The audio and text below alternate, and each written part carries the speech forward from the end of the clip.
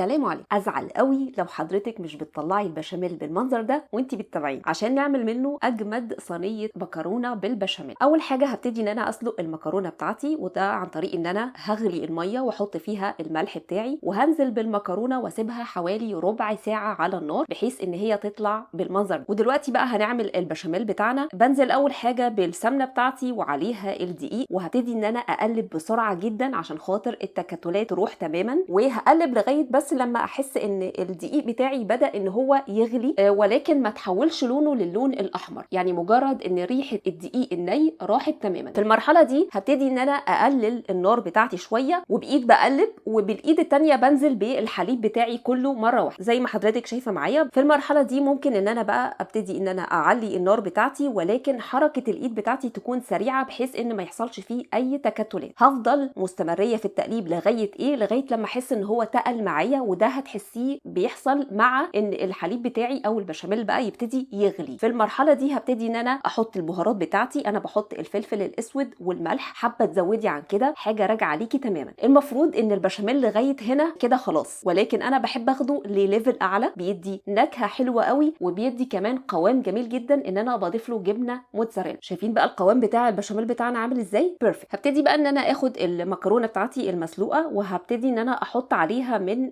صوص البشاميل. هنا كميه البشاميل قد ايه مش محدده، بمعنى ان انا بفضل احط معلقه في معلقه واقلب لغايه لما احس ان البشاميل بتاعي وصل لكل المكرونه بتاعتي. بعد كده هبتدي ان انا اجيب الصينيه اللي انا هعمل فيها المكرونه، هدهنها كويس قوي من الجوانب ومن القعر بالسمن، وبعدين هاخد كميه من البشاميل مش كتيره، مجرد بس كده شويه في القعر، بحيث ان هما يعملوا زي الجلو او الغيره كده ما بين المكرونات وبعضها. هبتدي بقى كمان اجيب نص كميه المكرونه هنزل بيها في قعر الصينيه بتاعتي. حضرتك بقى كده يعني مزاجك حلو، وممكن تمسكي واحده واحده وتبداي انك ترصيها جنب بعض عشان في الاخر الشكل يبقى حلو عند التقطيع. اما لو مستعجله فمفيش اي مشكله ان احنا نعملها بشكل عشوائي. اللحمه المفرومه بقى عصجناها مع بعض في فيديو الرقاق، فمفيش داعي ان احنا نكررها تاني. هفردها كويس قوي في طبقه متساويه، وبعدين هبتدي ان انا انزل بباقي كميه المكرونه. خدي بالك في المرحله دي لازم احط المكرونه يعني بالراحه بحيث ان هي تبقى مفروده. بعد كده هبتدي ان انا انزل بكل البشاميل بتاعي على سطح المكرونه بحيث ان هو يغطي كل سطح المكرونه، وبعدين اخر حاجه هحط كده شويه سمنه حلوين على الوش. دلوقتي مكرونتي بقت تمام، هتدخل على فرن مسخن مسبقا على 200 درجه مئويه. بتاخد معايا حوالي ربع ساعه من غير الشوايه وربع ساعه مع الشوايه لما تكون على درجه حراره متوسطه. الناس بقى اللي بتحب المكرونه بالبشاميل سايحه كده وسخنه ومش هاممها الشكل زيي، تاكلها اول لما تطلع من الفرن. اما الناس اللي بتحبها تطلع قطعه بقطعتها فلازم هتستني شويه لغايه لما تهدى شويه، بحيث ان احنا لما نقطعها تطلع بالمنظر اللي حضرتك شايفاه. يا ترى بتعملوها زيي ولا ليكم اضافات تانية؟ احب اعرف.